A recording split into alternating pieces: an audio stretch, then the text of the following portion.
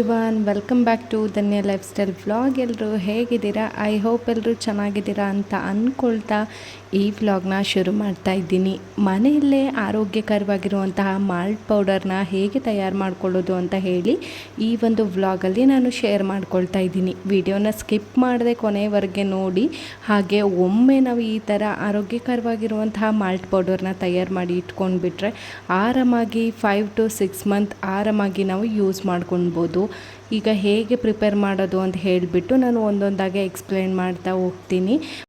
ಮೊದಲಿಗೆ ನಾನಿಲ್ಲಿ ಒಂದು 2.5 kg ಆಗೋಷ್ಟು ರಾಗಿನ ನೀಟಾಗಿ ಒಂದು 6-7 ಬಾರಿ ಚೆನ್ನಾಗಿ ತೊಳೆದ್ಬಿಟ್ಟು ಸ್ವಲ್ಪ ಒಣಗಲಿ ಅಂತ ಹೇಳಿಬಿಟ್ಟು ನಾನು ಮೇಲ್ಗಡೆ ಒಣಗಾಕಿ ಇಟ್ಟು ಬಂದಿದ್ದೀನಿ. ಅದು ಆರೋ ಅಷ್ಟೊತ್ತಿಗೆ ನಾನು ಕಾಳುಗಳನ್ನೆಲ್ಲ ನೀಟಾಗಿ ಹುರಿದು ಎತ್ತಿಟ್ಕೊಂಡು ಬಿಡೋಣ ಅಂತ ಹೇಳಿಬಿಟ್ಟು ಎಲ್ಲನೂ ಪ್ರಿಪೇರ್ ಮಾಡಿ ಇಟ್ಕೊಂಡಿದ್ದೀನಿ. ಮೇನಾಗಿ ನಾನಿಲ್ಲಿ ಸಿರಿಧಾನ್ಯ ಒಂದಷ್ಟು ಕಾಳುಗಳು ಎಲ್ಲನೂ ನೀಟಾಗಿ ತೊಗೊಂಡು ಹುರಿದು ಸೇರಿಸ್ಕೊಳ್ತಾ ಇರುವಂಥದ್ದು. ಈಗ ಯಾವ್ಯಾವ್ದೆಲ್ಲ ಕಾಳುಗಳನ್ನ ತೊಗೊಂಡಿದ್ದೀನಿ ಅಂತ ಹೇಳಿಬಿಟ್ಟು ಶೇರ್ ಮಾಡ್ಕೊಳ್ತಾ ಹೋಗ್ತೀನಿ. ಮೊದಲಿಗೆ ನಾನಿಲ್ಲಿ ಹುರುಳಿ ಕಾಳನ್ನು ತೊಗೊಂಡಿದ್ದೀನಿ. ಚೆನ್ನಾಗಿ ಚಟಪಟ ಅಂತ ಚೆನ್ನಾಗಿ ಸಿಡಿಬೇಕು. ಅಲ್ಲಿವರೆಗೂ ಘಮ ಬರೋವರೆಗೂ ನೀಟಾಗಿ ಹುರಿದ್ಬಿಟ್ಟು ಒಂದು ದೊಡ್ಡ ಪಾತ್ರನ ಈ ಥರ ತೆಗೆದು ಇಟ್ಕೊಂಡಿದ್ದೀನಿ. ಅದಕ್ಕೆ ಇವಾಗ ಸೇರಿಸ್ಕೊಳ್ತಾ ಇರುವಂಥದ್ದು. ನೆಕ್ಸ್ಟು ಹಸಿರು ಕಾಳನ್ನು ನಾನು ಸೇರಿಸ್ಕೊಂಡು ಚೆನ್ನಾಗಿ ಅದನ್ನು ಹುರ್ಕೊಂಡ್ಬಿಟ್ಟು ಸೇರಿಸ್ಕೊಳ್ತಾ ಇದ್ದೀನಿ. ಎಷ್ಟು ಚೆನ್ನಾಗಿ ಹುರಿತೀವೋ ಅಷ್ಟು ಚೆನ್ನಾಗಿ ಮಾಲ್ಟ್ ಪೌಡರ್ ಬರುತ್ತೆ. ಸೊ ಇವಾಗ ಅದನ್ನು ಕೂಡ ಸೇರಿಸ್ಕೊಳ್ತಾ ಇದ್ದೀನಿ.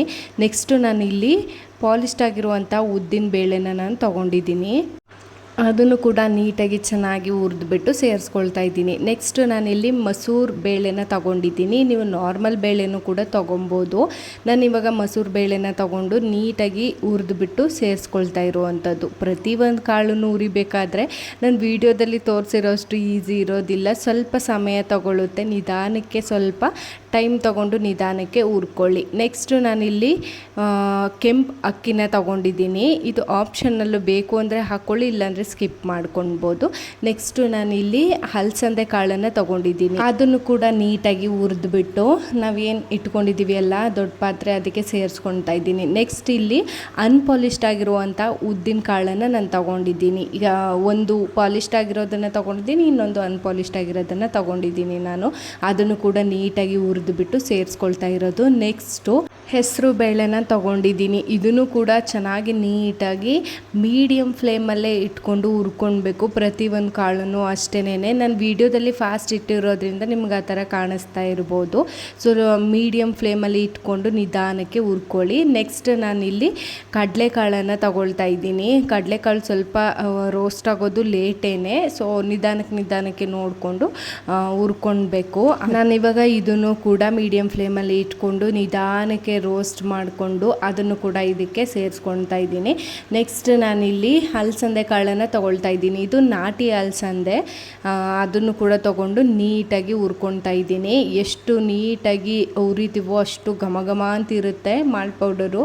ಸೊ ಹಾಗಾಗಿ ನಾನು ನಿಧಾನಕ್ಕೆ ಮೀಡಿಯಮ್ ಫ್ಲೇಮಲ್ಲಿ ಇಟ್ಕೊಂಡು ಹುರ್ಕೊಳ್ತಾ ಇದ್ದೀನಿ. ಇವಾಗ ಇದನ್ನು ಕೂಡ ಚೆನ್ನಾಗಿ ಹುರಿದ್ಬಿಟ್ಟು ನಾವೇನು ಪಾತ್ರೆ ಇಟ್ಕೊಂಡಿದ್ದೀವಿ ಅದಕ್ಕೆ ಸೇರಿಸ್ಬಿಟ್ಟು ನೆಕ್ಸ್ಟ್ ನಾನಿಲ್ಲಿ ಕಡಲೆಬೇಳೆನ ತೊಗೊಂಡಿದ್ದೀನಿ.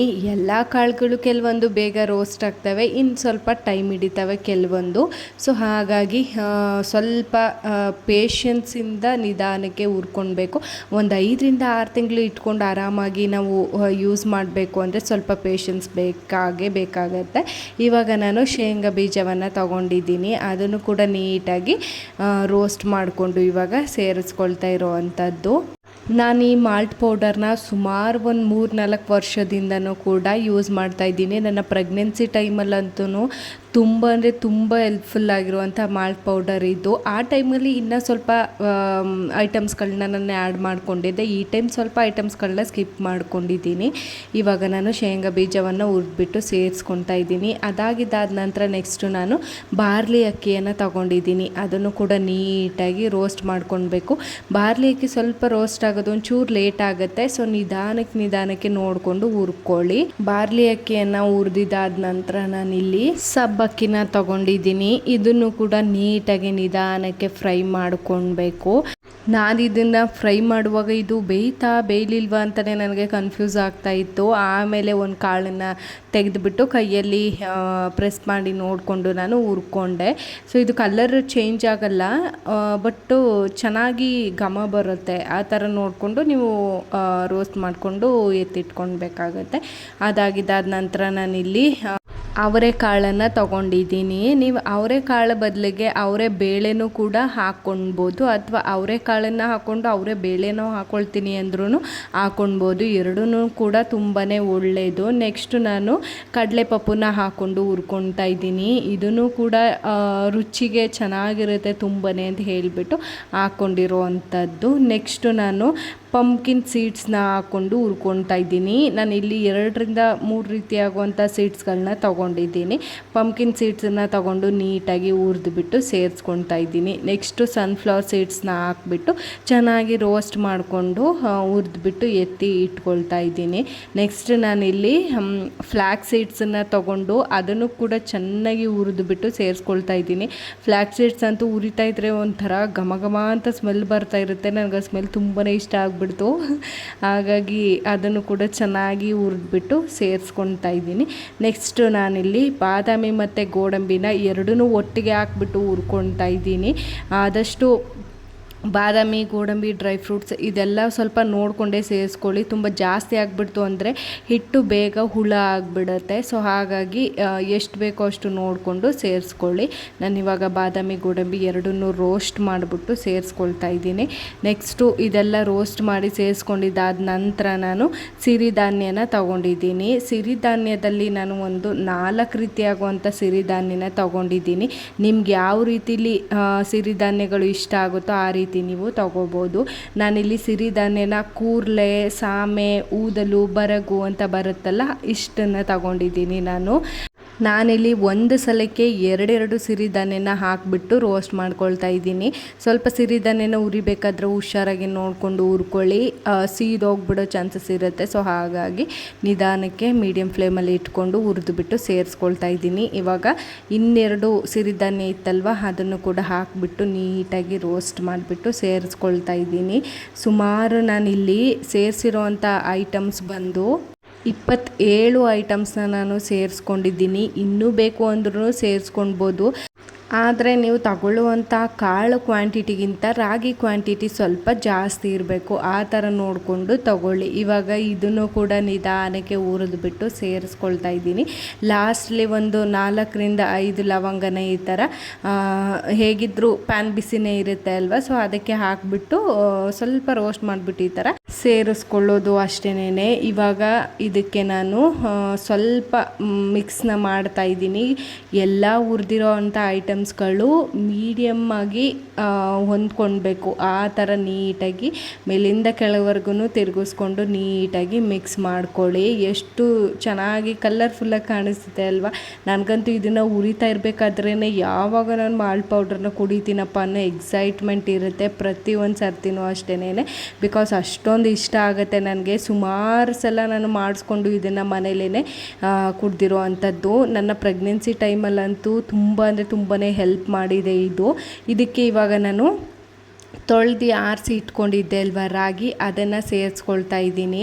ಎಷ್ಟು ಚೆನ್ನಾಗಿ ರಾಗಿ ಒಣಗಿದೆ ನೋಡಿ. ಸೊ ಇದನ್ನು ಇವಾಗ ಇದಕ್ಕೆ ಸೇರಿಸ್ಕೊಂಡ್ಬಿಟ್ಟು ನೀಟಾಗಿ ಮಿಕ್ಸ್ ಮಾಡ್ಕೊಳ್ಬೇಕು. ರಾಗಿನ ಸೇರಿಸಾಗಿದ್ದಾದ ನಂತರ ನಾನು ಸ್ವಲ್ಪ ಇಲ್ಲಿ ಗಸಗಸೆನೂ ಕೂಡ ಸೇರಿಸ್ಕೊಳ್ತಾ ಇದ್ದೀನಿ, ಚೆನ್ನಾಗಿರುತ್ತೆ ಅಂತ ಹೇಳಿಬಿಟ್ಟು. ಇವಾಗ ಗಸಗಸೆನೂ ಕೂಡ ಹಾಕಿಬಿಟ್ಟು ನೀಟಾಗಿ ಮಿಕ್ಸ್ ಮಾಡಿಕೊಂಡು ಚೆನ್ನಾಗಿ ಕಂಪ್ಲೀಟಾಗಿ ತಣ್ಣಗಾಗೋಕ್ಕೆ ಬಿಡಬೇಕು. ಎಲ್ಲನೂ ಎಷ್ಟು ಈವನ್ನಾಗಿ ಮಿಕ್ಸ್ ಮಾಡ್ತೀವೋ ಅಷ್ಟು ಚೆನ್ನಾಗಿ ಅದು ತಣ್ಣಗಾಗಿದ್ದಾದ ನಂತರ ಇದನ್ನು ಮಿಲ್ ಮಾಡಿಸ್ಕೊಂಡು ಬಂದು ಜರಡಿ ಮಾಡಿ ಒಂದು ಸ್ಟೋರೇಜ್ ಬಾಕ್ಸಿಗೆ ಫಿಲ್ ಮಾಡಿ ಎತ್ತಿಟ್ಕೊಳ್ಳೋದು ಅಷ್ಟೇ. ಇವಾಗ ನಾನು ಮಿಕ್ಸ್ ಮಾಡಿ ಎತ್ತಿ ಇಟ್ಬಿಟ್ಟು ಕಂಪ್ಲೀಟಾಗಿ ಕೂಲ್ ಆಗೋಕ್ಕೆ ಬಿಟ್ಟಿದ್ದೀನಿ. ಕಂಪ್ಲೀಟಾಗಿ ಕೂಲ್ ಆಗಿದ್ದಾದ ನಂತರ ನಾನು ಇದನ್ನು ಮಿಲ್ ಮಾಡಿಸ್ಕೊಂಡು ಬರಲಿಕ್ಕೆ ಕೊಟ್ಟು ಕಳಿಸ್ಬೇಕು. ಇವಾಗ ನೀಟಾಗಿ ಮಿಕ್ಸ್ ಆಗಿದೆ ತಣ್ಣಗಾಗಲಿ ಅಂತ ಅಂದುವಾಗ ನಾನು ಪಕ್ಕಕ್ಕೆ ಎತ್ತಿಟ್ಬಿಟ್ಟು ಕಂಪ್ಲೀಟಾಗಿ ತಣ್ಣಗಾಗೋಕ್ಕೆ ಬಿಟ್ಟಿದ್ದೆ.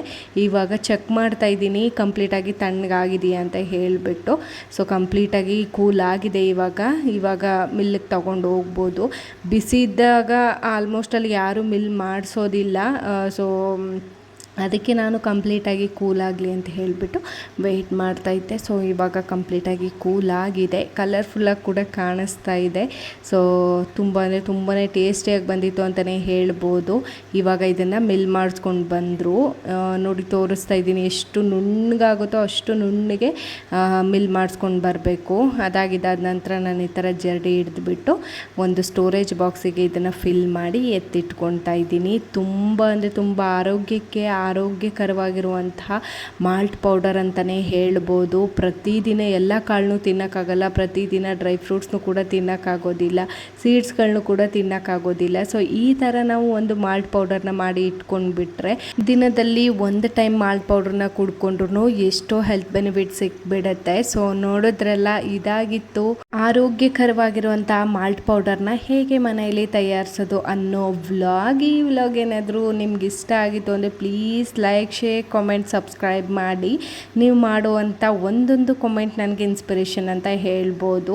ಮಾಲ್ಟ್ ಪೌಡರ್ ರೆಸಿಪಿನ ಹೇಗೆ ಮಾಡ್ಕೊಳ್ಳೋದು ಅಂತ ಹೇಳಿಬಿಟ್ಟು ನಾನು ನೆಕ್ಸ್ಟ್ ವ್ಲಾಗಲ್ಲಿ ಶೇರ್ ಮಾಡ್ಕೊಳ್ತೀನಿ. ಈ ವ್ಲಾಗಲ್ಲೇ ಶೇರ್ ಮಾಡಬೇಕು ಅಂತ ಅಂದ್ಕೊಂಡೆ, ಬಟ್ ಟೈಮ್ ಆಗಲಿಲ್ಲ. ಅದಕ್ಕಾಗಿ ನಾನು ಬರೀ ಹೇಗೆ ಮಾಲ್ಟ್ ಪೌಡರ್ನ ತಯಾರು ಮಾಡ್ಕೊಳ್ಳೋದು ಅನ್ನೋದನ್ನು ಮಾತ್ರ ಇಲ್ಲಿ ಶೇರ್ ಮಾಡ್ಕೊಂಡಿದ್ದೀನಿ. ಖಂಡಿತ ನೆಕ್ಸ್ಟ್ ವ್ಲಾಗಲ್ಲಿ ಮಾಲ್ಟ್ ಪೌಡರ್ ರೆಸಿಪಿನ ಹೇಗೆ ಮಾಡೋದು ಅಂತ ಹೇಳಿಬಿಟ್ಟು ತೋರಿಸ್ಕೊಡ್ತೀನಿ. ಅಲ್ಲಿವರೆಗೂ keep watching, keep supporting, take care, bye bye, ಟಾಟಾ ಎಲ್ರಿಗೂ. Thank you for watching.